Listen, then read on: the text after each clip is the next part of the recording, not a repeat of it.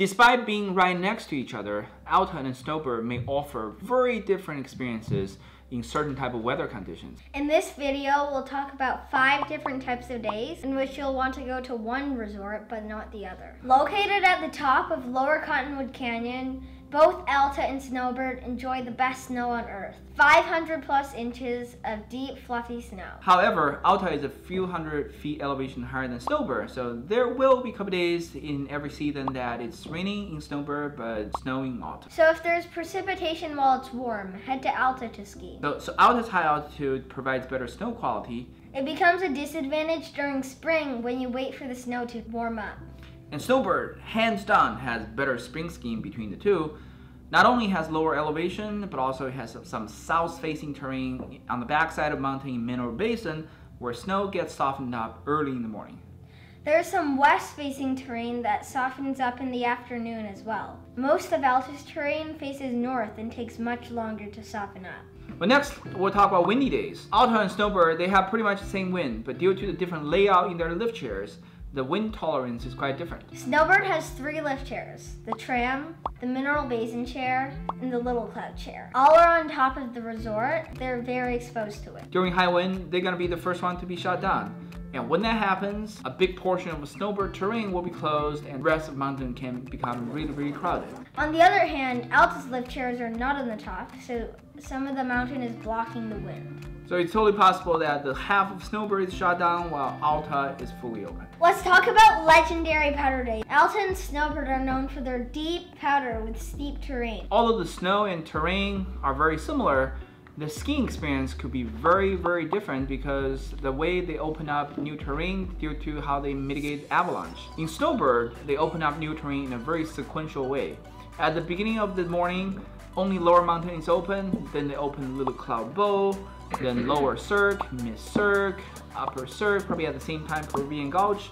Probably right afternoon, they open Mineral Basin, then road to Provo at the end of the day or early next day. If you plan your day perfectly and go to the new terrain right when it opens, then you'll be able to ski powder all day. You want to be very early, arrive at the resort and get on the very first tram. This way, you'll be one of the first to sneak on the Little Cloud Bowl, hop on the Little Cloud lift chair when it's opening and have a second powder round. Then you head to the Cirque and wait for new terrain to open. In the afternoon, you go to Mineral Basin. However, in reality, it's hard to do. You have to wake up very early, get to the tram at 7, and skip lunch to ski Mineral Basin. Even with all of this is extremely hard to do on a powder weekend because there are just simply too many people competing. But in a late season, you may have an epic day with some luck. The downside of some people getting a lot of powder, meaning some of the rest will get much less. So if you don't show up very early, you may end up spending most of your time in the lift line and miss most of the powder action. Alta, on the other hand, opens new terrain roughly at the same time. There's a lot of terrain open at the beginning of the day in the high traverse area. There are so many places to go, so your first 1 to 2 runs are guaranteed to be good powder runs.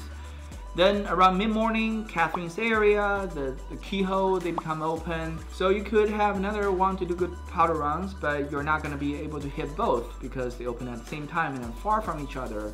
Then in the afternoon, the backside may be open, so that's another 1 good run, but that's it. So in Alta, everybody gets some, nobody gets a ton. In Snowbird, some people will get a ton and some will get very little. Personally, we like to go to Alta during the midwinter or on a weekend when it's crowded. In the late season, when there's less crowded, we may go to Snowbird and we may have more powder during one day. Let's talk about days after big powder. Most of the fresh snow will be tracked out during the powder day.